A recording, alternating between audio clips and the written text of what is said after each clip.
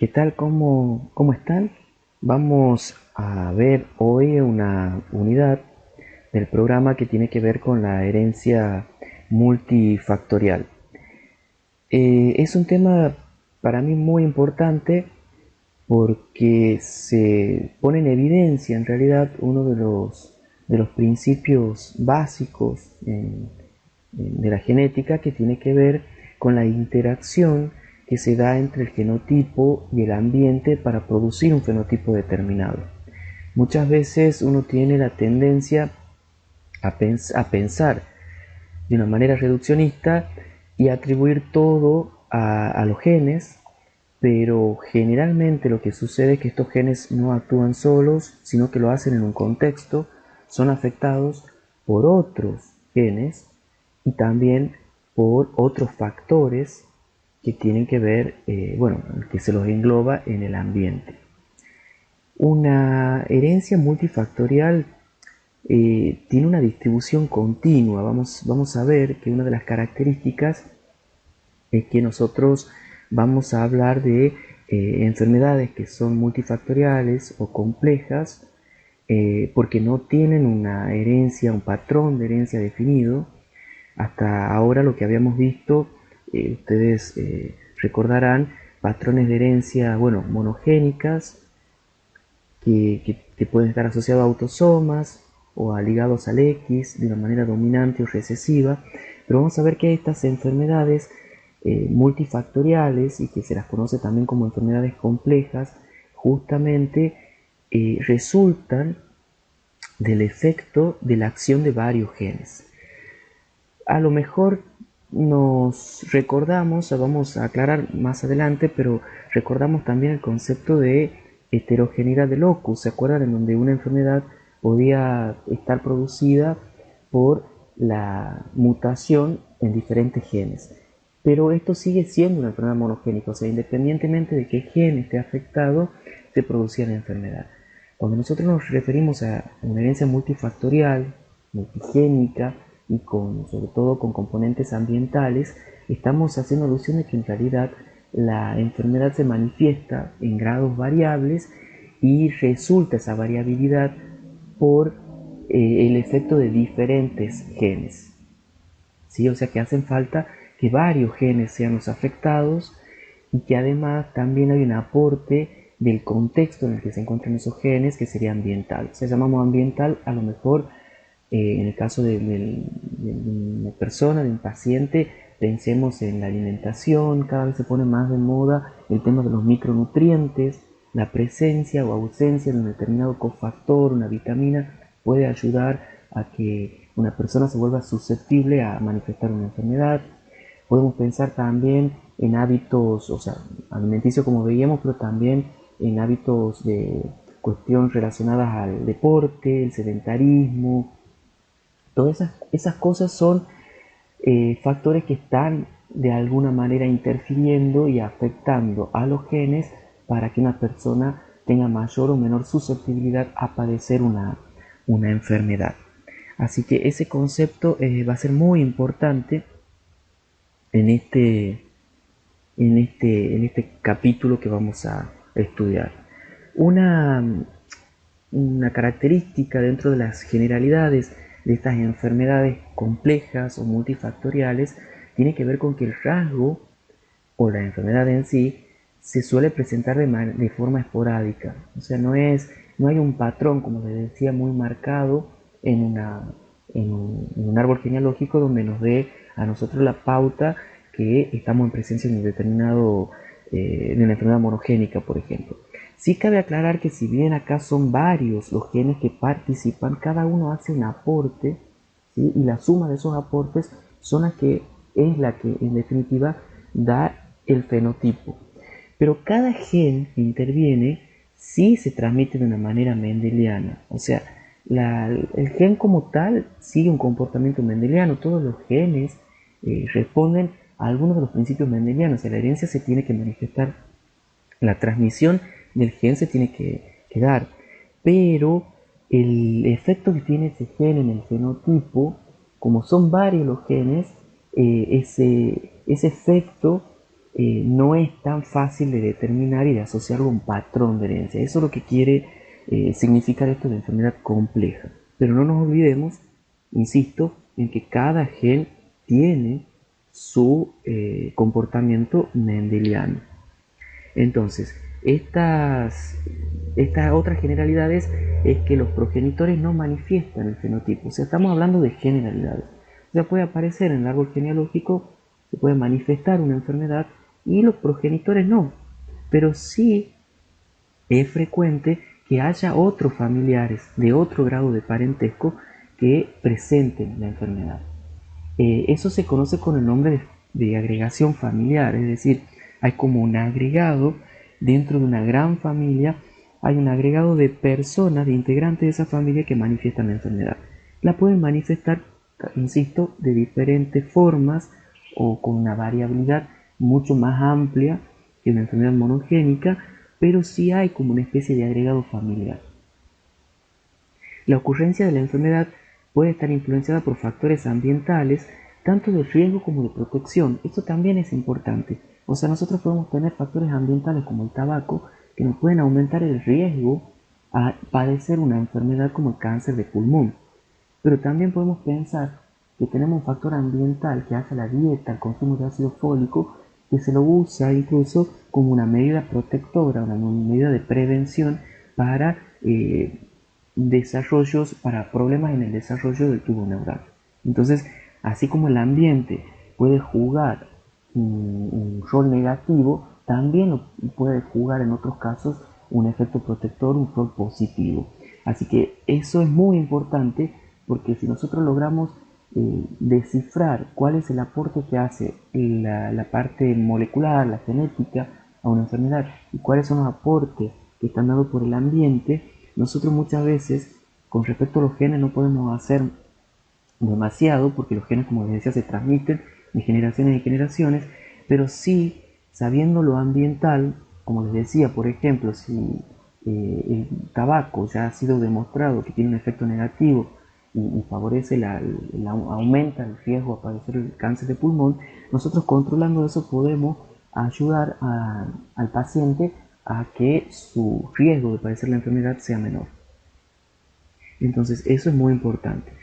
Otra cuestión muy importante es que se puede observar una mayor prevalencia en ciertos grupos étnicos y en muchos casos también va a depender de la edad. O sea, hay enfermedades que están asociadas, o el riesgo de padecerlas están asociadas a un determinado grupo, una población determinada. O posiblemente dentro de la misma población a personas con una determinada edad. Eso también es muy importante, porque nos está diciendo que los riesgos que se determinan son propios de esa población. No podemos generalizar esos números a toda la población humana. Tenemos que hacerlo en función de dónde han sido extraídos los datos que han permitido determinar ese riesgo.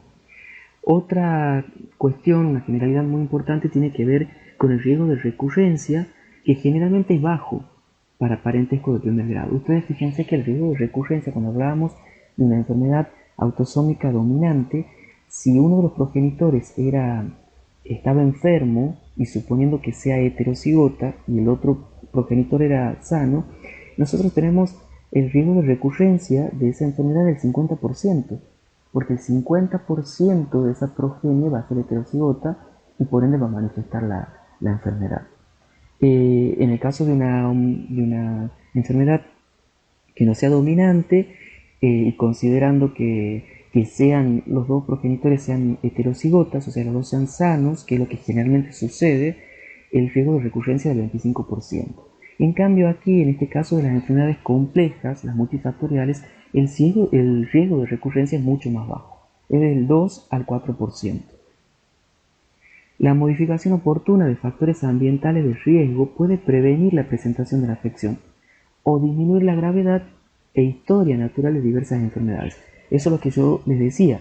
El ácido fólico ya se sabe, por eso se lo incorpora como un aditivo en las harinas, por ejemplo, se lo agrega a toda la población porque se ha visto que tiene un efecto protector beneficioso para las mujeres embarazadas. Y las mujeres embarazadas se recomienda en lo posible que antes de quedar embarazada, unos 3 meses antes, ¿sí? Hay quienes dicen 3 meses y otros dicen que por lo menos un mes antes, deben empezar a ingerir una determinada cantidad de ácido fólico para prevenir el desarrollo de malformaciones a nivel del tubo neural.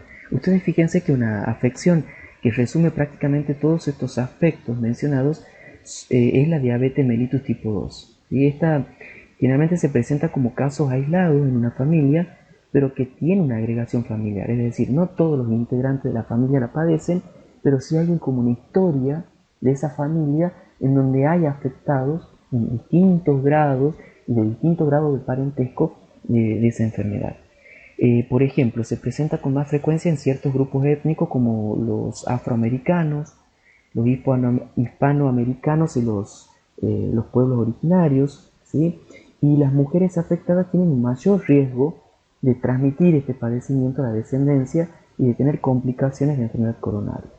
Y por ejemplo, el café, hay estudios que sugieren que la cafeína disminuye el riesgo de diabetes en mujeres posmenopáusicas y además factores ambientales también pueden contribuir a que se manifieste la enfermedad, como ser el sedentarismo, la obesidad. Entonces, esta sería un buen ejemplo de una enfermedad multifactorial en donde ustedes pueden ver estas generalidades que acabamos de mencionar. Los principios de la herencia multifactorial. Sí, bueno, acá esta pregunta que suena un poco graciosa, pero uno podría con un test genético determinar qué deportes podría, por ejemplo, practicar o sería beneficioso estimular en un hijo solamente con la prueba de ADN. Y bueno, en realidad eso, ¿sí? Un ejemplo de la práctica de un deporte, que bueno, tiene que ver mucho con el entrenamiento, ahí está lo ambiental, pero rasgos de ese tipo, como por ejemplo puede ser una contextura ósea determinada, una contextura física que favorece el desarrollo de determinados deportes frente a, o sea, una contextura, qué sé yo, para el básquet. Generalmente los jugadores de básquet suelen ser muy altos, es algo que los beneficia. Bueno, estas características físicas, en la mayoría de los casos, los rasgos estos que están asociados a las características físicas en los humanos, son rasgos poligénicos. Entonces, resultan de la combinación de múltiples genes. Y eso justamente habla de una herencia multifactorial. Estos rasgos cuantitativos se los conocen como rasgos continuos, o sea, no estamos hablando de categorías concretas como por ejemplo el color de ojos, o sea, que sea verde, marrón, gris o negro, sino que estamos hablando, por ejemplo, de la altura, en donde pueden tomar distintos valores. La altura, si ustedes contemplan en su misma familia, van a encontrar a lo mejor algunos de sus integrantes que miden 1,70 m, otro 1,71 m, 1,65 m, 1,67 m. O sea, uno puede tener un despliegue continuo de los valores que pueden tomar ese parámetro. Entonces, la altura, el peso, la presión arterial, generalmente son rasgos cuantitativos porque pueden tomar toda una serie continua de valores. Estos parámetros que son continuos generalmente muestran una distribución normal o de Gauss. Ustedes lo van a ver en estadística, pero yo ahora les voy a contar así resumidamente a qué hace referencia este término. La distribución normal, lo normal no va por lo que es sano, asociado a sano o lo contrario a patológico. Acá lo normal en estadística sería la forma que toman los valores de este parámetro, por ejemplo altura o peso, en una población. Se dice que cuando esa distribución de esos valores es normal, tiene una forma característica que es la famosa campana de Gauss, ¿sí? Eso lo vamos a ver entonces en las siguientes diapositivas. Bueno, hagamos de cuenta que nuestra característica, como por ejemplo puede ser la altura, está gobernada por un solo gen. Entonces, ese gen presenta dos alelos, un dominante, un recesivo, y por ende vamos a tener tres tipos de genotipos posibles. Aquellos individuos que sean homocigotas recesivos van a ser los de menor altura, aquellos que sean dominantes, homocigotas dominantes, van a ser de mayor altura, y en proporción la mayoría, ¿sí?, los heterocigotas van a tener una altura media. Entonces, si ustedes se imaginan, por acá podemos trazar una línea de punto y marcar como una especie de campana.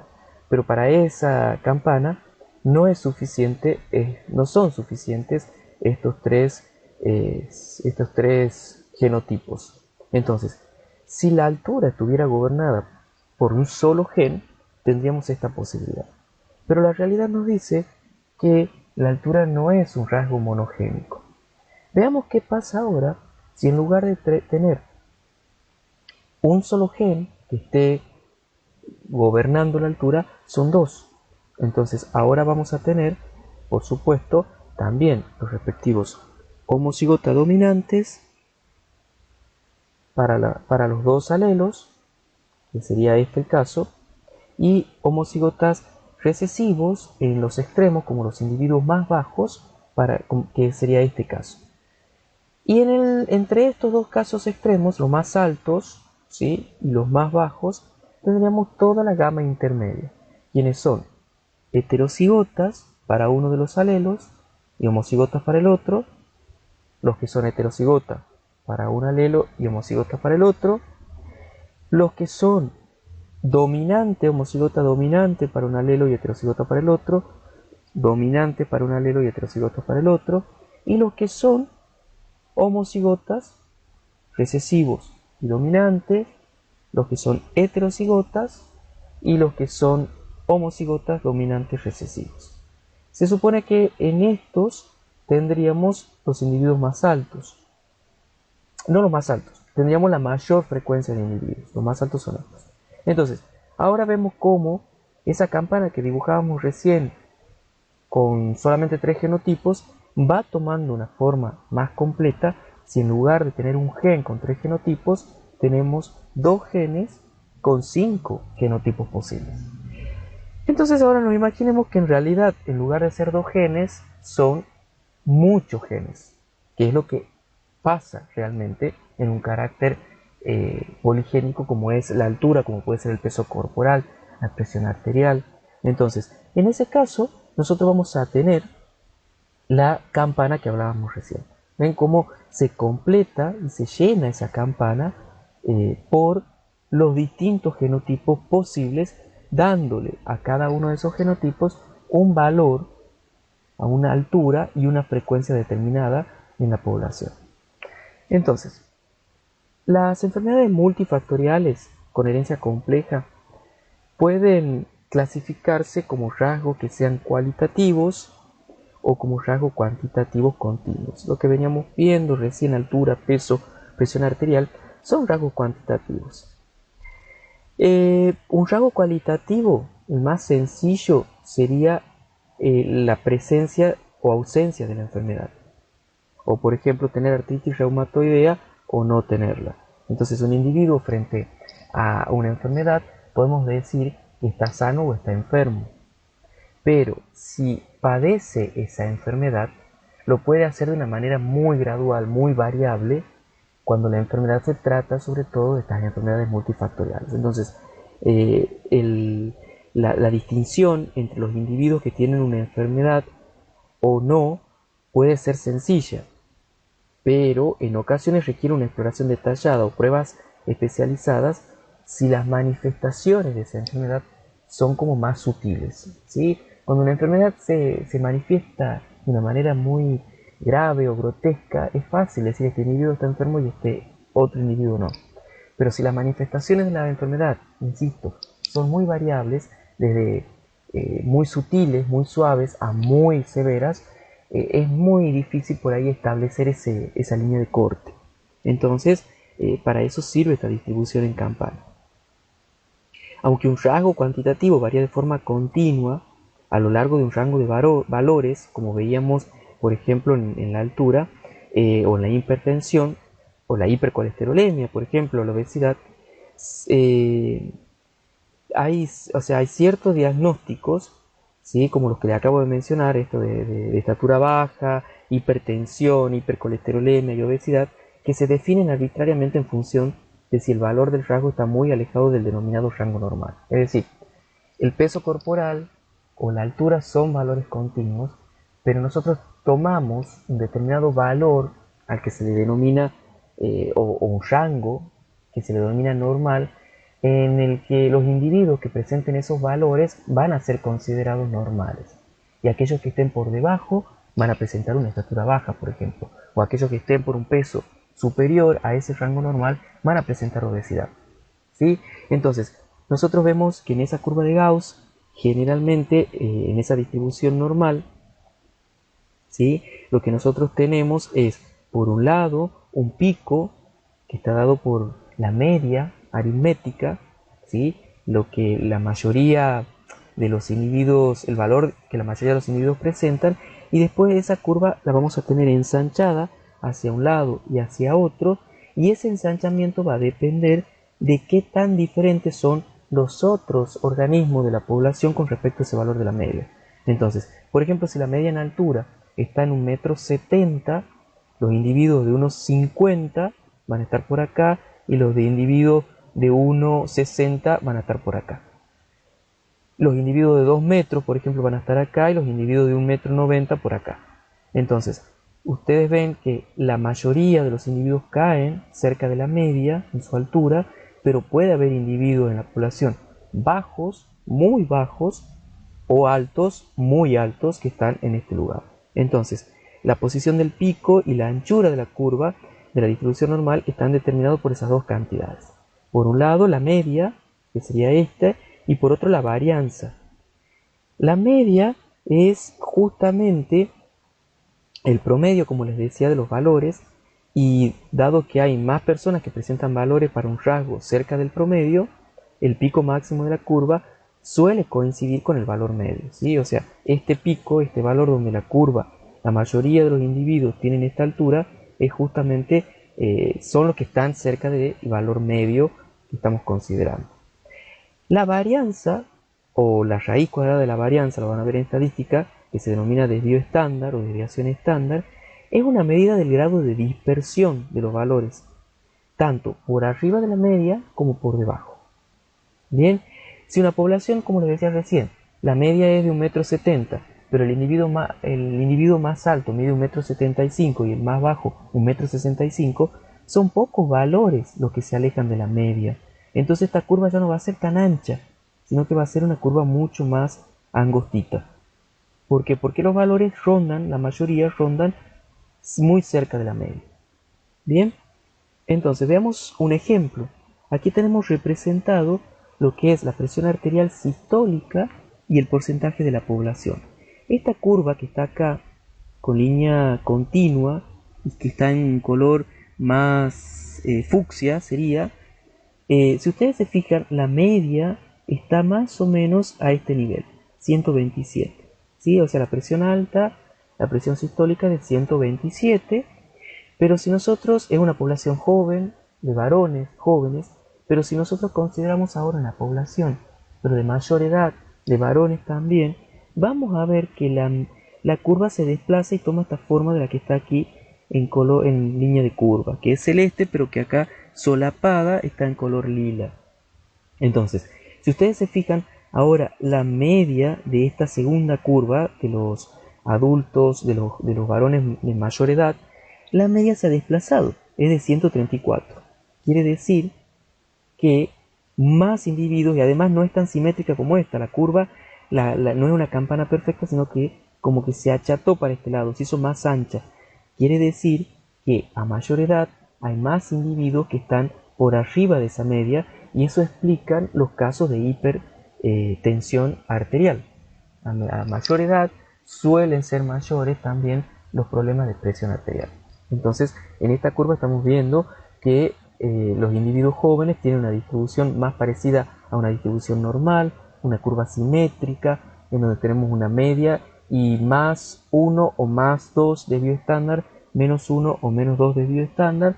En cambio, a mayor edad, esa presión arterial, la media se ha desplazado, toma un valor mayor, pero además la mayor cantidad de la población también no se ubica a más menos más menos 1, más menos 2 de bioestándar, sino que en realidad se ubican más hacia el lado de mayor de bioestándar, hacia este sector.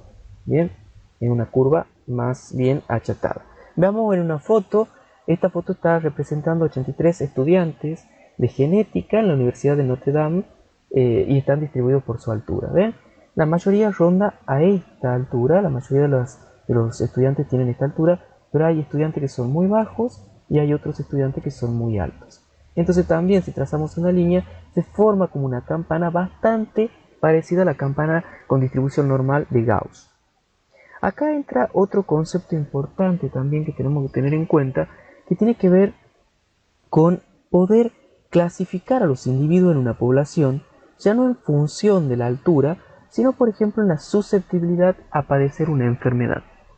Esa susceptibilidad a padecer una enfermedad puede tomar una forma de campana como la que estamos viendo acá, en donde, pasando determinado umbral, ¿sí?, que se conoce como umbral de susceptibilidad, los individuos van a estar enfermos. O sea, ¿qué quiere decir? Que debajo de esta curva hay un montón, están todos estos individuos, por ejemplo, pero aquellos individuos que están acá, sobre todo los que están cerca del pico medio, como se trata de una enfermedad multifactorial, quiere decir que su composición genética y las condiciones ambientales en las que se han desarrollado y están viviendo le han permitido no manifestar la enfermedad. En cambio, estos individuos que se acercan para este lado al umbral, quiere decir que están teniendo o condiciones ambientales desfavorables o su composición genética es desfavorable, presentan más mutaciones quizás en genes que van a definir la enfermedad. Entonces a medida que nos acerquemos hacia este extremo, una vez que atravesemos ese umbral, empiezan a manifestar la enfermedad, ¿sí? Entonces eso es muy importante porque acá tenemos en realidad dos fenotipos, sanos y enfermos. Los que están por debajo de la curva en esta zona son sanos y los que están por debajo de la curva en esta zona son enfermos. Pero la susceptibilidad a padecer, o sea, el riesgo a padecer la enfermedad, sí es continuo. Y es lo que se ha representado acá. O sea, un individuo que está acá tiene un riesgo, uno que está acá, si bajamos, tiene un riesgo mayor, uno que está acá, ese riesgo va siendo cada vez más alto hasta que llegamos acá. Y aquellos que están en este lado, el riesgo ya es prácticamente, o sea, 100% manifiesta la enfermedad. ¿Está? Entonces, esto es una distribución normal, pero no quiere decir que estos pacientes sean normales. O sea, la distribución de ese riesgo de susceptibilidad toma una forma normal. Y eso es muy útil porque nos va a permitir a nosotros hacer estimaciones. Esa es la importancia de saber si el riesgo de la susceptibilidad de una enfermedad tiene una distribución normal o no, porque vamos a aplicar justamente un estadístico que va a ser diferente si la población no tiene una distribución normal. El umbral de susceptibilidad, hay enfermedades que no siguen justamente un patrón de rasgo monogénico, ¿sí? Hay una distribución de la susceptibilidad. Entonces, una enfermedad que se cree corresponde muy bien a este modelo de umbral es la estenosis pilórica. Ustedes saben que el píloro es justamente el orificio que está comunicando el estómago con el intestino, ¿verdad?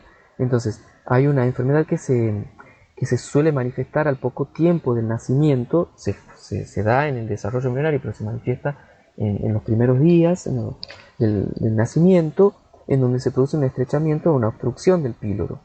Suele corregirse por cirugía o muchas veces también se resuelve de una manera espontánea. El tema es que esa obstrucción del píloro produce vómitos, ese bebé no se alimenta bien, empieza a bajar de peso, bueno, y trae determinadas consecuencias que pueden resultar graves. ¿Qué se ha visto? Que es una enfermedad justamente poligénica y multifactorial. Depende también del ambiente. En los varones se ha visto que es más frecuente que en las mujeres. Entonces, hay una población de niños que al nacer están dentro de esta zona de la campana en donde no manifiestan la enfermedad. Pero aquellos cuya composición genética o condiciones ambientales en las que se han desarrollado son desfavorables, manifiestan la enfermedad. Lo curioso de esto, y es algo también muy común que se da, es que hay una diferencia entre varones y mujeres. es mucho menos la frecuencia, mucho menor la frecuencia de niñas, de mujeres que nacen con esta enfermedad. Y es lo que están viendo acá, ¿sí? Aquí el umbral es más alto. Quiere decir que nos tenemos que alejar mucho más de la media para caer en esta población donde está la población enferma. En cambio acá el umbral nos alejamos de la media pero no mucho y ya corremos riesgo de padecer la enfermedad. Entonces, se ha visto que las personas de los extremos bajos tienen pocos alelos o factores ambientales, ¿sí? Entonces, a medida que nosotros nos alejamos de la media hacia este lugar, tenemos más posibilidad de padecer la enfermedad. Ustedes imaginan una pareja que tiene un bebé varón con la enfermedad, que nace con esta enfermedad, con estenosis pilórica, si ese bebé hubiese sido mujer, probablemente hubiese nacido sana. ¿Por qué? Porque para padecer la enfermedad siendo mujer necesitamos tener condiciones ambientales y genéticas mucho más adversas. ¿Se entiende? Entonces pensemos al revés. Si la pareja tiene una hija con estenosis pilórica, quiere decir que su composición genética, ¿sí? Todo el background genético y todas las condiciones ambientales en las que se ha desarrollado ese individuo son negativos, están favoreciendo, están aumentando la susceptibilidad. Entonces, si el próximo embarazo es de un hijo varón, probablemente también nazca con la enfermedad. Porque para que nazca siendo varón con la enfermedad, es menos exigente, se necesitan menos factores genéticos y menos factores ambientales. Entonces eso también es muy importante, determinar esa susceptibilidad por sexo. Bueno, vamos a ver algunas diferencias, así de una manera rápida, entre una herencia multifactorial y una monogénica. La multifactorial hay una influencia simultánea, eso es lo importante. Simultáneamente tienen que interaccionar múltiples factores, ya sean genéticos y ambientales. Bien, en cambio en la monogénica se puede dar una heterogeneidad de locus, pero en este caso algunas personas presentan la mutación en un gen y otras en otro, pero basta con que un solo gen esté mutado para que se manifieste la enfermedad. Pensemos en las talasemias, ¿sí? No se necesita tanto del ambiente, sino de la mutación de la hemoglobina. Ustedes recuerden que están codificados por distintos genes, entonces la talasemia se va a expresar, ya sea una mutación u otra. En cambio acá es muy probable que se necesiten varias mutaciones de diferentes genes y además un ambiente también que contribuya a que se manifieste la enfermedad. Es clave entender esos conceptos. ¿Qué se ha visto? Hay otras cosas intermedias, o sea, que no es del todo multifactorial ni del todo monogénica, que son aquellas en donde hay un gen principal, se reconoce el efecto de un gen principal, pero después hay una serie de efectos y un fondo multifactorial que está dado por otros genes y por otros ambientes que puede ayudar a ese gen principal a manifestar la enfermedad de una manera más grave. Bien, o sea, no es multifactorial del todo, pero tampoco es monogénica del todo. ¿Sí? Si consideramos solo el gen principal, sería monogénica, pero no basta con que el gen principal se esté expresando alterado.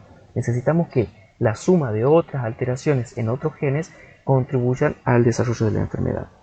Entonces, este fondo multifactorial está dando variaciones dentro de cada genotipo. Bien, y eso hace justamente que se forme esa campana, porque cada genotipo, acuérdense, van a estar por debajo de esa campana, y cuanto mayor variación haya, vamos a tener también mayor cobertura de esa campana que estamos formando. ¿Ven? Entonces, podemos tener un gen que supónganse que la altura es lo que estamos definiendo, que esté determinada por un gen principal, pero además tenga los efectos de otros genes. Entonces, la altura, si fuera solamente monogénica, tendríamos estas campanas, ¿bien? Para cada uno de los genotipos. Pero como tenemos esto y además una sumatoria de un fondo multifactorial, hace que tengamos una distribución prácticamente normal.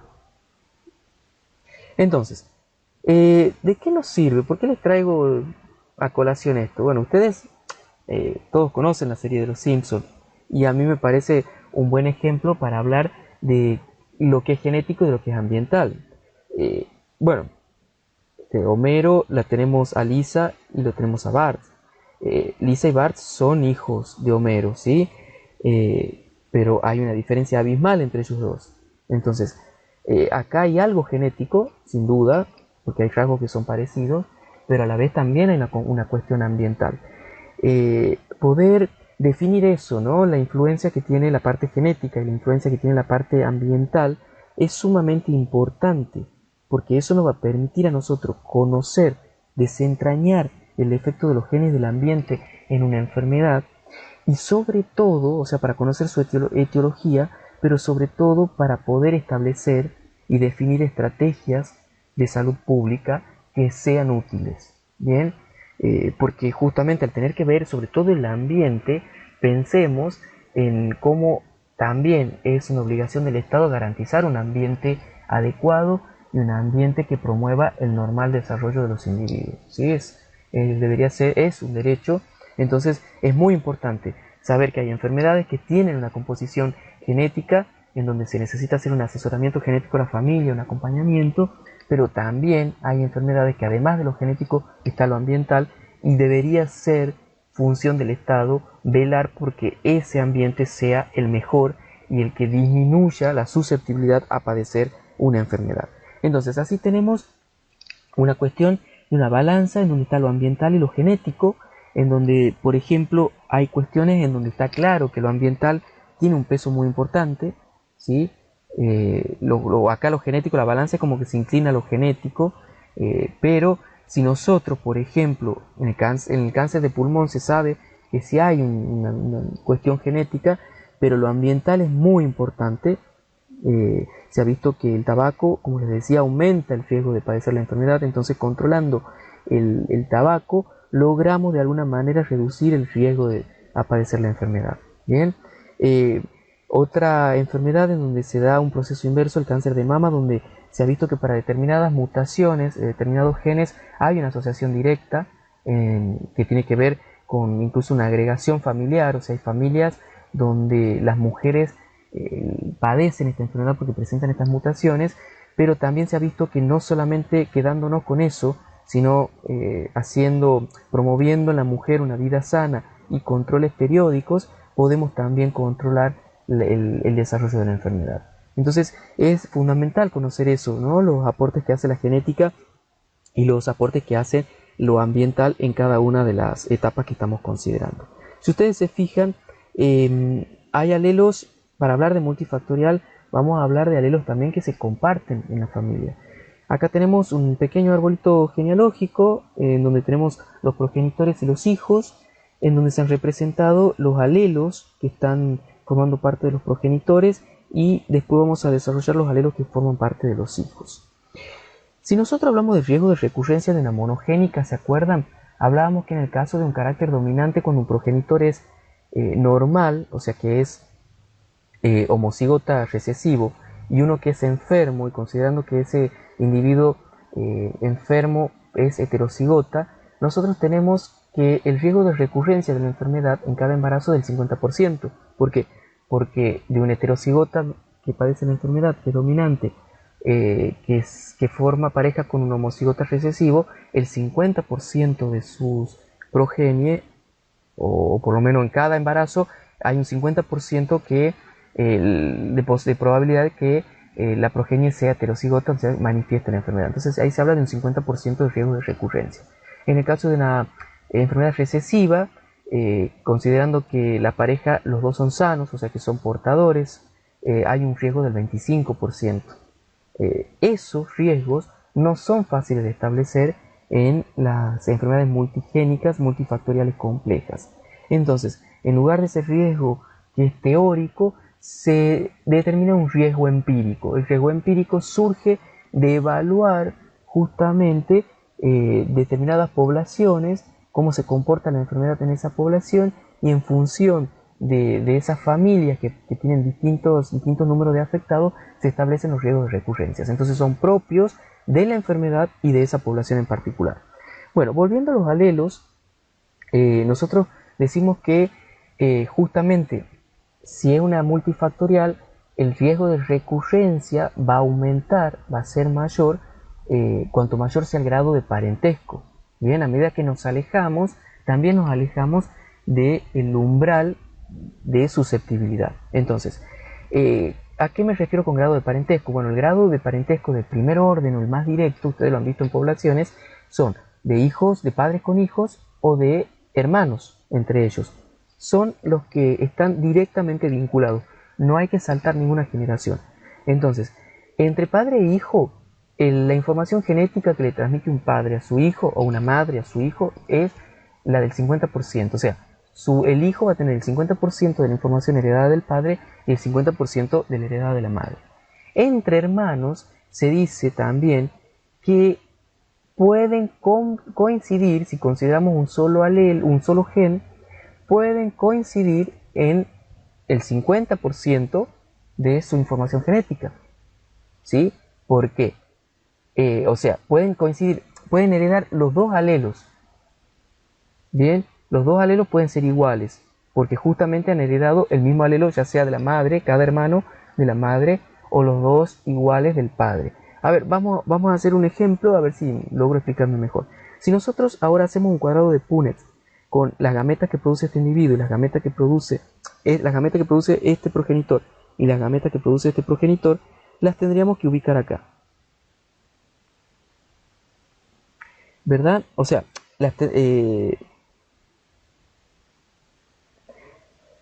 a ver, volviendo. Si nosotros, ¿sí? Si nosotros ahora lo que hacemos es poner en un cuadrado de Punnett las posibles combinaciones que puede presentar este hijo y las posibles combinaciones que puede presentar este hijo, y lo ponemos acá, ¿sí? Acá están las de este genotipo y acá las de este genotipo, ¿sí? En función de sus progenitores, estas son las distintas posibilidades. Entonces, si ahora empezamos a ver y a comparar entre los hermanos, entre ellos, vamos a ver que este hermano tiene el alelo A1 heredado del padre, y este hermano tiene el alelo 1 heredado del padre. Este tiene el alelo 3 heredado de la madre y este el alelo 3 heredado de la madre. Es decir, que en este caso tienen A1 A1, A3 A3, los dos alelos son iguales.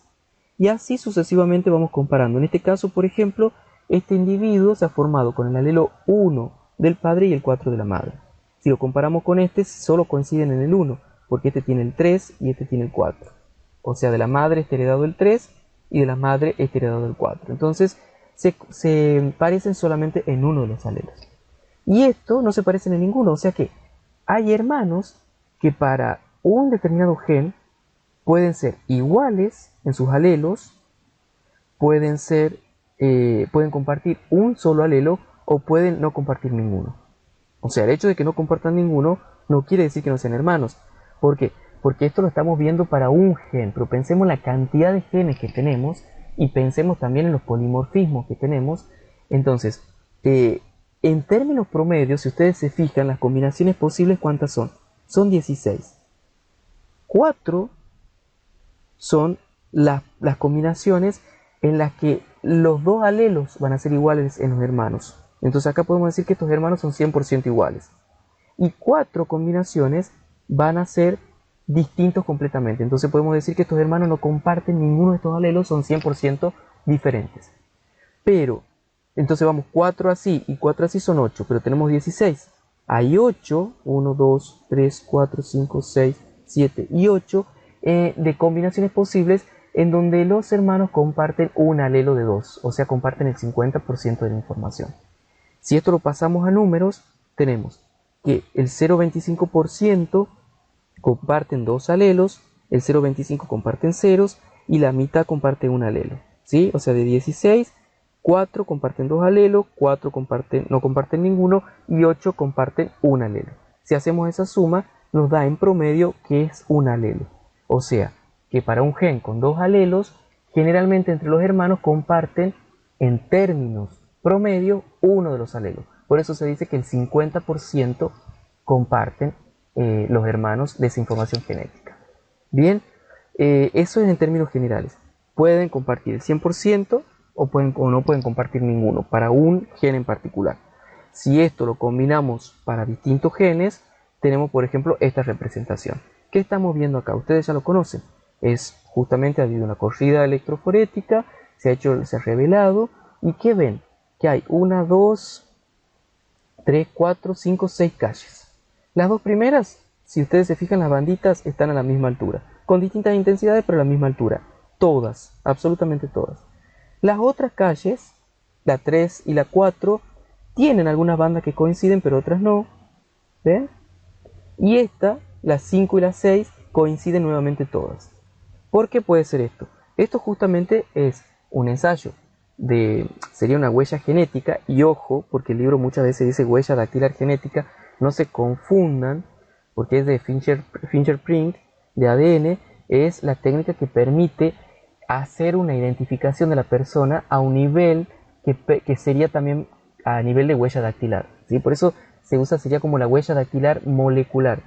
Pero recordemos que las huellas dactilares no son iguales incluso en gemelos monocigóticos. En cambio aquí, si ustedes se fijan, este símbolo era de monocigóticos, ¿verdad? Acá tenemos dos gemelas monocigóticas, o sea, gemelas que provienen de un solo cigoto que se ha dividido en dos y ha dado lugar a dos embriones distintos. Son justamente del mismo sexo porque derivan de un mismo cigoto, y estos son dos varones monocigóticos.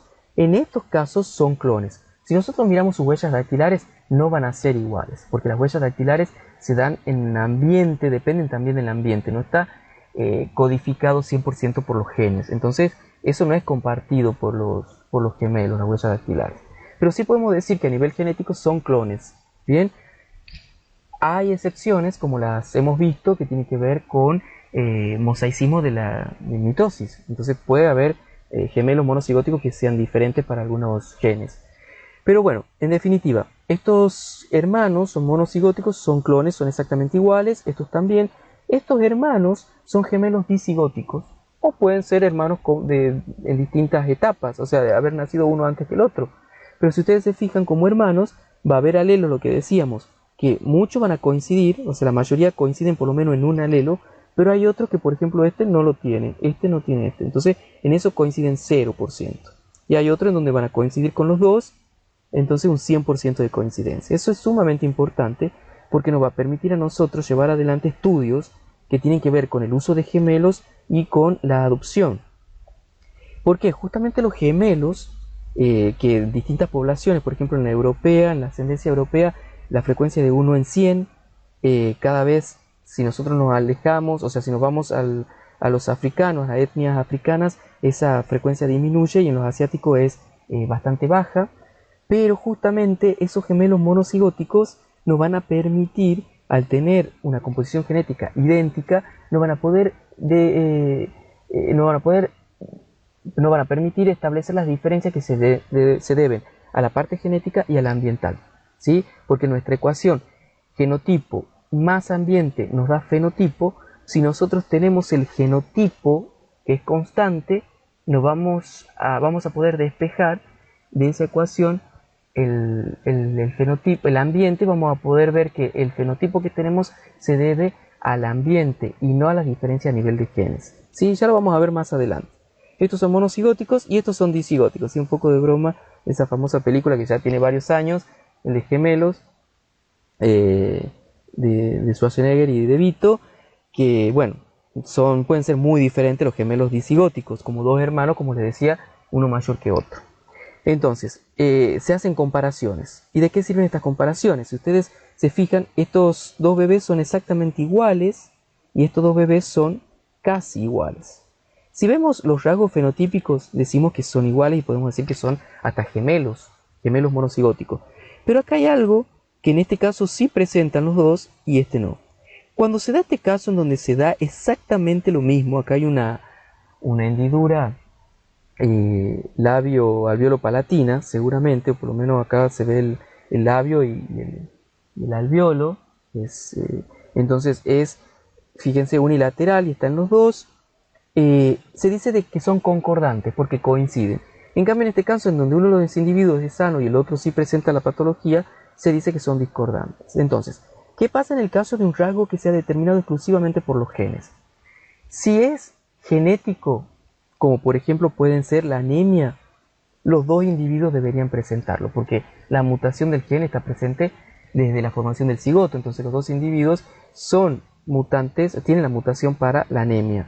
En cambio, en diabetes mellitus, por ejemplo tipo 1, cuando no se debe solamente a un efecto de los genes, sino también del ambiente, se puede dar una discordancia. Eso es sumamente importante porque la discordancia se puede dar en hermanos que son gemelos disigóticos o hermanos que han nacido uno antes que otro, ¿sí? Hay que definir dos cuestiones importantes, que hay rasgos que son cualitativos y otros que son cuantitativos. Para los cualitativos, como el que veíamos recién, la presencia o ausencia, por ejemplo, de la fisura en el labio, se habla de una tasa de concordancia. Cuando es cuantitativo, ¿sí? Cuando hay un rasgo cuantitativo, que es el coeficiente intelectual, por ejemplo, cuando uno va a evaluar el coeficiente intelectual entre gemelos o entre hermanos, nosotros ahí ya no vamos a usar la tasa de concordancia, sino el coeficiente de correlación. Es solamente para que ustedes sepan diferenciar en el libro cuando escuchen de tasa de concordancia y coeficiente de correlación. Uno hace alusión a algo muy concreto, presencia o ausencia, qué sé yo, presenta la rubiola o no presenta la rubiola, ¿bien? O tiene un coeficiente intelectual alto, un coeficiente intelectual bajo, o qué número de coeficiente intelectual tiene, hablamos de coeficiente de correlación. Y en presencia o ausencia, tasa de concordancia. Entonces, los valores posibles, fíjense, 1, ¿sí? 1 cuando la similitud en gemelos monocigóticos está determinada exclusivamente por los genes. O sea, el mayor valor que puede tomar de la tasa de concordancia, los valores posibles, es 1 y el menor es 0. El 1 es cuando se debe estrictamente a genes y cuando se debe al ambiente es 0.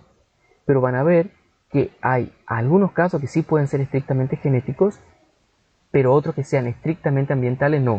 Entonces es muy difícil encontrar valores de tasa de concordancia de 0. Entonces va a existir un factor que se llama el coeficiente de correlación, que es este que estábamos viendo, que para aquellos rasgos cuantitativos como puede ser la cantidad de colesterol, vamos a poder establecer una correlación. Entonces tenemos, como lo dice acá, podemos comparar el colesterol de las madres con respecto al colesterol de los hijos. ¿Y qué se ha visto? Que hay una correlación, o sea, cuanto mayor colesterol tiene la madre, mayor colesterol tienen los hijos. Cuanto menor colesterol tiene la madre, menor colesterol tienen los hijos.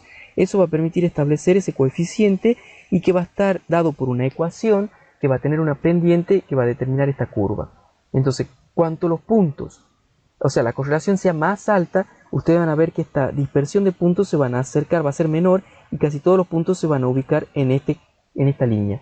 Entonces el coeficiente de correlación es elevado. No puede ser mayor a 1 o no puede ser mayor al 100%. Cuanto menor sea el coeficiente de correlación, quiere decir que no hay una correlación, los puntos van a estar en distintos lugares. No se va a poder trazar esta recta. ¿Bien? Entonces, ahí tienen el coeficiente de correlación. Ven que hay una dispersión muy marcada, es bajo, es de 0,294. Hay una correlación, pero no es muy importante. Bien, entonces acá tienen, por ejemplo, los porcentajes de concordancia en monocigotos y en gemelos disigóticos para distintas enfermedades. Si ustedes se fijan, bueno, estos son los porcentajes y van a ver que hay algunos en donde, bueno, son mayores que en otros.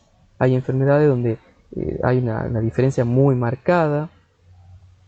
Hay otras en donde los valores por ahí entre los monocigóticos y los disigóticos son muy parecidos.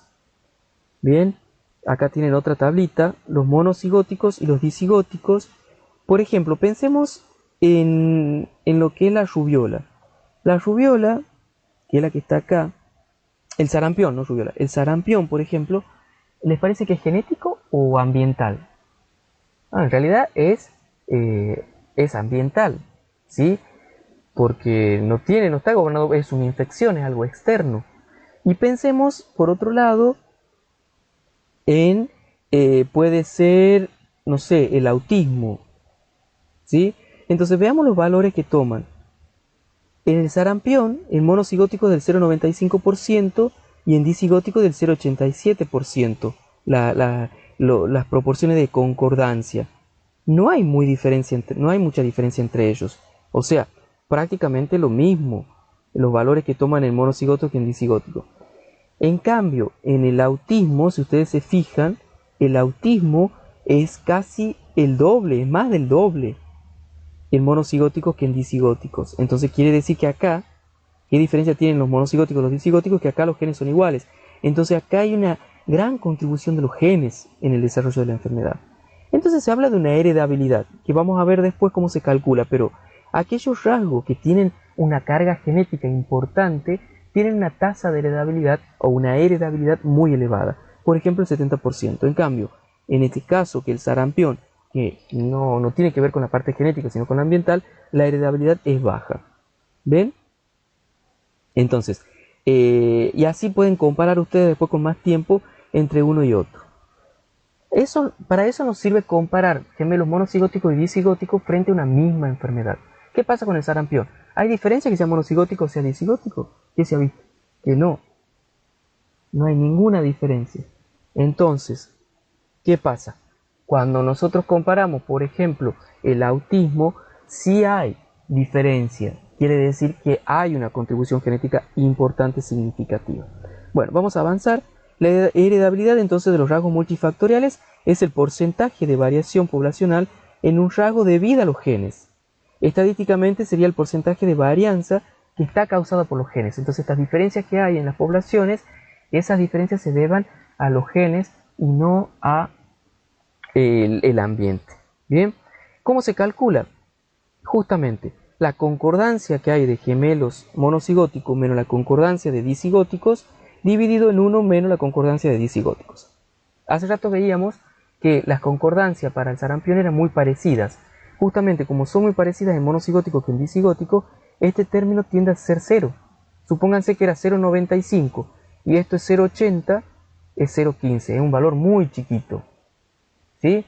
Entonces, cuanto más parecidos sean estos, la heredabilidad del 0 es del 0%, tiende a 0. Capaz que no llega a ser 0, pero es muy bajita. Y eso significa entonces que no hay diferencia entre monocigóticos y disigóticos, las diferencias se deben al ambiente y no a lo genético. Acá hay otra forma de calcularlo, pero es prácticamente lo mismo. ¿Qué sesgo puede haber? Y bueno, hay una mayor similitud de verdad en el ambiente de los monocigóticos de los disigóticos. ¿Sí? A nivel uterino, incluso los monocigóticos también van a compartir un ambiente más parecido. También puede haber un sesgo porque los patrones de metilación, que en un comienzo pueden ser iguales, en los monocigóticos con el tiempo se pueden ir diferenciando entre uno y otro, y eso también va a hacer que se puedan confundir y rasgos que son meramente genéticos por estos cambios a nivel de la metilación se puedan parecer no haya diferencia entre monocigótico y disigótico porque se puede pensar que pueden estar afectados por el ambiente, pero en realidad lo que ha cambiado es el patrón de metilación. Cuanto también se diferencian más en cuanto toman hábitos de vida más diferentes. Entonces podemos evaluar gemelos monocigóticos, pero si esos gemelos monocigóticos han tenido hábitos de vida muy diferentes, tampoco nos van a servir mucho las comparaciones que hagamos. Lo ideal es estudiar gemelos monocigóticos separados al nacer, por ejemplo. ¿Sí? Eso hay un estudio de la Universidad de Minnesota en donde ha llevado adelante análisis de gemelos monocigóticos que han sido dados en adopción y bueno, permiten hacer esas comparaciones. Por supuesto que la muestra de la población no es muy grande, entonces los resultados no son concluyentes, pero justamente estos estudios de adopción también pueden presentar sesgos. ¿Por qué? Lo vamos a ver más adelante, pero puede ser que nosotros digamos, bueno, son gemelos monocigóticos que han sido dados en adopción por familias diferentes, pero no, en otros países, quizás no tanto en Argentina, pero en países como Estados Unidos, muchas veces se trata que las condiciones de las familias que adopten a estos niños sean muy parecidas a las de sus orígenes biológicos, entonces terminan compartiendo también ambientes muy parecidos. Así que no es que están dados en adopción ambientes totalmente diferentes y hay un contraste, sino que también esos ambientes siguen siendo muy parecidos y hace más difícil diferenciar lo que se debe a ambiente y a lo genético. Los estudios de adopción, como les decía, además de los gemelos se hacen estudios de adopción y que han demostrado, por ejemplo, hijos con progenitores que sean enfermos adoptados por pareja normal. ¿Qué se ha visto? Desarrollan la enfermedad. En el caso de la esquizofrenia, que los padres biológicos con esquizofrenia esos niños son adoptados por padres normales y el 8 al 10% desarrollan la enfermedad. En cambio, si los padres biológicos no tienen esquizofrenia y los padres adoptivos son normales, el 1% desarrolla la enfermedad. Quiere decir que si acá coincidimos, los padres adoptivos son normales, que sería el ambiente que están recibiendo esos niños, vemos que hay una diferencia entre los dos. ¿Por qué? Porque biológicamente los padres acá tenían esquizofrenia, en cambio biológicamente acá sus padres no. Así que la esquizofrenia podría decirse que tiene un factor de heredabilidad o una heredabilidad significativa. Bien, los sesgos, como les decía, los efectos ambientales prenatales pueden tener un efecto prolongado también. O sea, si bien nosotros los separamos de ambiente, puede ser que hasta que se manifiesten las diferencias en esos ambientes distintos, pase mucho tiempo. ¿Por qué? Porque hay muchas cosas del proceso de crecimiento de ese bebé que se han sido establecidas durante su formación en el útero de la madre. Entonces tiene que pasar mucho tiempo para que podamos ver las diferencias en sus ambientes. La edad de adopción también. Muchas veces son grandes y tuvieron mucho contacto con sus padres biológicos. Entonces tienen mucha influencia de los padres biológicos. Y como les decía, hay agencias de adopción que buscan similitudes entre padres biológicos y adoptivos. Entre ellos, por ejemplo, las condiciones socioeconómicas. A lo mejor en Argentina no se ve tanto, insisto, pero en otros lugares sí, y la mayoría de los estudios se han hecho en esos otros lugares. Entonces, los resultados que tenemos no son concluyentes y bueno, son para tenerlos en cuenta, saber que hay que seguir discutiendo al respecto. Bueno, las malformaciones congénitas y de la población adulta, enfermedades de la población adulta, en el caso de las congénitas son las que se presentan al nacimiento. Eso es fundamental que ustedes lo sepan. Son congénitos es porque de estar junto y génito no de genes, sino de gestación, de génesis. Entonces se dan durante la génesis. Ojo con confundir ese concepto, no tiene que ver con lo genético. Congénito no quiere decir necesariamente genético. Puede haber una causa genética, pero tranquilamente puede ser puramente ambiental, como por ejemplo la rubiola, ¿sí? Entonces, se presenta al nacimiento o se manifiesta después de nacer. Pueden pasar años incluso que se manifieste, pero es algo que se ha hecho durante la génesis. El 2% de los neonatos presenta una enfermedad congénita. Y acá tenemos las prevalencias, ¿bien? Y las distintas enfermedades. Acá tienen la estenosis pilórica. Acuérdense que cada 1000 nacimientos se dan 3 con estenosis pilórica, pero hay que diferenciar entre varones y mujeres. En varones este número es más alto y en mujeres es más bajo. ¿Sí? Estos son promedios. Hidrocefalia, defectos de corazón, bueno, congénitos por supuesto, bueno, hendidura de paladar o de labio.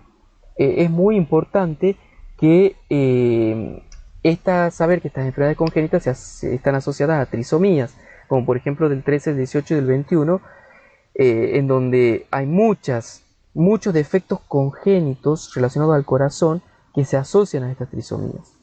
Bien, hay factores ambientales, como les decía, por ejemplo la talidomida, que era una droga que se ha usado sobre todo en la década del 60 y casi el 70, en donde se usaba como un antiemético. Ustedes saben que uno de los síntomas más desagradables que presenta una embarazada son los vómitos.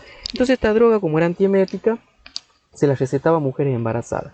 ¿Qué se ha visto? Que muchas de las mujeres que han tomado ese medicamento para combatir esos síntomas de malestar que produce el embarazo, tenían sus hijos con focomelia, o sea, alteraciones en sus extremidades.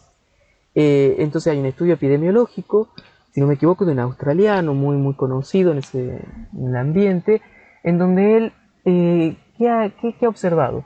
Que muchos de los chiquitos que nacían con defectos en las extremidades, que presentaban focomelia, provenían de madres que durante su embarazo habían manifestado tener estos síntomas muy exacerbados, para los cuales se le habían recetado la talidomida. Entonces así se asoció a esa droga con un problema de desarrollo, un problema congénito. Entonces ahí sí tenemos una relación directa entre el ambiente y una malformación.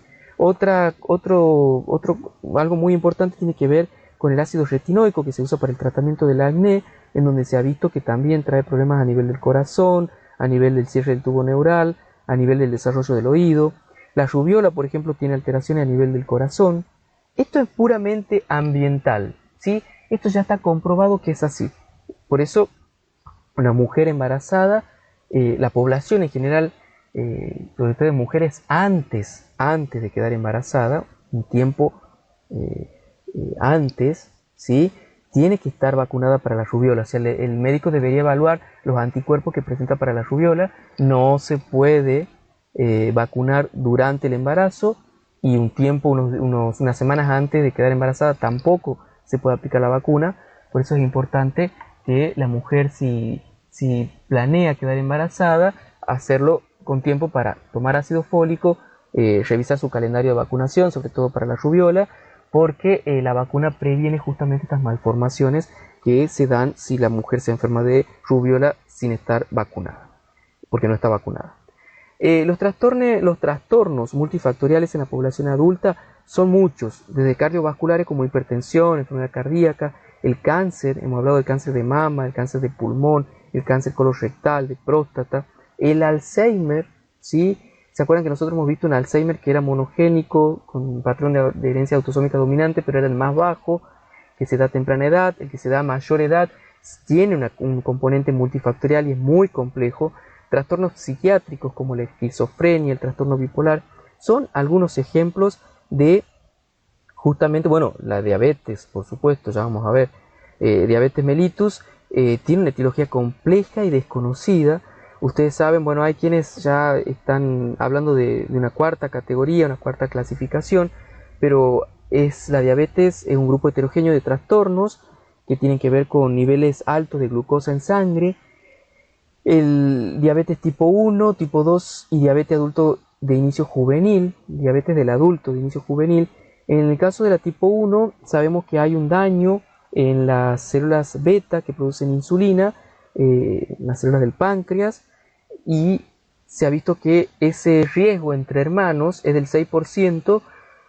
O sea, en una familia hay una persona que padece esa enfermedad, sus hermanos tienen un 6% de posibilidad de padecerla o de riesgo de padecerla, frente a un 0,3 a un 0,5% de riesgo que tiene la población general. O sea, alguien que no está emparentado con ese individuo tiene un 0,3 a un 0,5% de riesgo de padecer la enfermedad. En cambio, un hermano directo tiene un 6%. Es un riesgo empírico, ¿sí? Se ha visto que en gemelos monocigóticos va entre el 30 y el 50%. Acá se acerca mucho a lo que sería un rasgo de herencia autosómico dominante. No es autosómico dominante, es un riesgo empírico, insisto, porque se tiene en cuenta el grado de parentesco, la cantidad de afectados en la familia, las condiciones ambientales. Debemos coincidir que en diabetes en general influye mucho también el sedentarismo, las dietas, que son hábitos. Entonces en la familia muchas veces se comparte, porque se cocina lo mismo, una rutina es muy parecida entre los distintos integrantes de la familia, una familia que sus integrantes hacen deporte, tiene una dieta saludable, el riesgo de padecer la diabetes también baja. La tasa, bueno, ahí es donde entra a jugar justamente para dónde se inclina esa balanza. Sí se ha visto que en este caso, como hay una respuesta en realidad autoinmune, ¿sí? Se puede deber, no está muy claro, la etiología es muy compleja, pero se cree que por infecciones virales, hay partículas virales que se parecen mucho a proteínas, a características de estas células beta de los islotes del Langerhans. Entonces el cuerpo en un principio genera anticuerpos para defenderse del virus, pero luego esos anticuerpos siguen circulando, como esas proteínas virales eran muy parecidas a las de las células beta. Esos anticuerpos atacan las células beta y producen un daño en el páncreas que llevan al desarrollo de la diabetes. Se ha visto que los LOCI del complejo mayor de histocompatibilidad de clase 2 representan el 40 al 50% de la susceptibilidad genética. O sea, el 95% de las personas de ascendencia europea con diabetes tipo 1 presentan alelos en estos LOCI que están presentes solo en el 50% de la misma población. Entonces, o sea, alelos D3, DR3 o DR4 que están como mayor representación en estas familias que presentan la enfermedad con respecto a la población en general. Entonces hay una cierta asociación genética. Y por supuesto se escuchan ofertas porque se están estudiando otros genes. Otro gen que se ha estudiado mucho es el gen de la insulina, que está en el brazo corto del cromosoma 11. También se ha visto que hay una una estrecha asociación entre el riesgo y el polimorfismo de BNTR en dirección 5' del gen. ¿Sí? Estos son los BNTR, ¿se acuerdan los famosos, las repeticiones en tándem, el número variable de repeticiones en tándem? Se ha visto que a nivel del extremo 5', o sea, arriba del gen de la insulina, que está en el cromosoma 11, esos polimorfismos, hay determinados polimorfismos que están asociados al riesgo a padecer la enfermedad. Explicaría el 10% del agrupamiento familiar. O sea, cuando hay agrupamiento familiar, el 10% de los casos se deben a que comparten estos polimorfismos. Bien. Así, bueno, eso también permite estudiar, establecer modelos de enfermedades, porque nosotros, acá tiene un ratón obeso, se hacen estudios en ratones obesos del desarrollo de la enfermedad, con respecto a los no obesos, o sea, determinar qué genes de estas enfermedades multifactoriales están afectándolas y están aumentando el riesgo de padecerla, son muy importantes en el momento, sobre todo, de establecer modelos de estudio. Hay más de 12 genes se ha estudiado asociados a la diabetes tipo 1, como por ejemplo este antígeno o esta otra proteína que tiene que ver con la regulación de las células T. Ustedes fíjense que hay una vinculación bastante directa entre la diabetes y el sistema inmunitario, porque esa diabetes en particular tiene una carga, está muy vinculado al sistema inmunitario. Están asociados también a otras enfermedades autoinmunes, estos alelos que les mencionaba, ¿sí? La diabetes tipo 2, que en realidad es más del 90% de los casos, está en relación con la edad y con la nutrición hipercalórica. O sea, a medida que aumentamos la edad y a medida que cuanto más rica en calorías nuestra dieta, tenemos más posibilidades de desarrollar la diabetes tipo 2. O sea que acá sí hay una carga ambiental muy importante. Es una enfermedad que no está asociada a anticuerpos. Acá tiene una comparación entre la diabetes tipo 1 y la tipo 2. Acá tienen, por ejemplo, la concordancia de gemelos monocigóticos, ¿sí? Y de disigóticos, la diabetes tipo 2. Acá hay resistencia a la insulina, aquí no lo hay. Autoinmunidad, aquí sí. Por eso que hay muchos genes que están relacionados al sistema inmune, se vinculan a la diabetes tipo 1. Los factores de riesgo más importantes tienen que ver, como les decía, la obesidad, el sedentarismo, los ejercicios. Hacer ejercicio se ha visto que promueve mejora la tolerancia a la glucosa, aumenta la sensibilidad a la insulina, o sea que permite disminuir los niveles de glucosa en sangre, y se han identificado más de 70 genes que estarían de alguna manera regulados durante el ejercicio y que promueven mejorar las condiciones de ese paciente o de esa persona que tiene en su familia antecedentes de diabetes tipo 2. Entonces permitiría a lo mejor retardar la aparición de la enfermedad o directamente anular la aparición de la enfermedad. Bien, esto quiere decir que por más que nosotros tengamos antecedentes en nuestra familia, porque nuestros abuelos, nuestros padres tienen diabetes, si nosotros logramos controlar la alimentación, los ejercicios, llevar una vida sana, podemos disminuir de alguna manera o contrarrestar ese efecto negativo de los genes, beneficiando el ambiente, o sea, dándole un ambiente que sea adecuado para que esos genes que aumentan la susceptibilidad a diabetes no se manifiesten. Bien, entonces no es que tengamos una etiqueta y un sello, le podemos decir a la persona, no, si su bisabuelo, su abuelo, su papá tiene diabetes, usted también va a tener diabetes. No, no podemos generalizar de esa manera. La diabetes del tipo de inicio juvenil, en realidad es la que se da a muy temprana edad. Sí se ha visto que hay un modelo de herencia autosómico dominante, no está asociado a la obesidad, constituye el 1 al 5% de los casos y se da antes de los 25 años, y el 50% de los casos se deben a mutaciones del gen de la glucosinasa. O sea que es una enzima que está en la conversión de glucosa, ¿se acuerdan? En el ciclo de la glucólisis. El 40% se da en 5 genes que tienen que ver con el desarrollo pancreático o con la regulación de la insulina. Hasta ahora son 6 genes identificados, pero el 40% cae en 5 genes, ¿sí? Que tienen que ver con esto. Entonces una falla en el desarrollo pancreático, en la regulación de la insulina, desarrolla a temprana edad una diabetes. Otra de las enfermedades que nosotros hemos visto tiene que ver con el Alzheimer, ¿se acuerdan? Nosotros hemos dicho que el 10%, o sea, el porcentaje más bajo, muestra un patrón de herencia autosómico dominante. la mitad de los casos de inicio temprano, que es menos del 65%, se deben a mutaciones en genes. Esto ya lo conocen, ya lo han visto, pero en realidad la de inicio tardío es multifactorial. Por eso paso rápido, porque esa ustedes ya la conocen. La de inicio tardío es la más común. Y sí se ha visto que está asociada, hay una asociación al locus de la apolipoproteína E. ¿Sí? ¿Se acuerdan que es la célula precursora de la proteína beta amiloidea? Entonces, ¿qué se ha visto? Que ApoE tiene 3 alelos principales, E2, E3 y E4. Se ha visto que las personas que presentan el alelo 4 tienen una probabilidad entre 2 y 5 veces mayor de padecer Alzheimer. Las que presentan 2 alelo E4, la probabilidad se eleva de 5 a 10. O sea, si es heterocigota para el alelo 4, tiene 2 a 5% de veces mayor probabilidad que la población en general. En cambio, si ya es homocigota para el 4, la probabilidad es mucho mayor. Entonces, ahí hay una asociación genética, pero no es estrictamente vinculante. No es que sí o sí está esto, ya se va a desarrollar la enfermedad. No, esta enfermedad tiene un contexto multifactorial, es compleja. Además de las mutaciones en estos alelos, necesitamos también tener un ambiente que promueva la aparición de la enfermedad.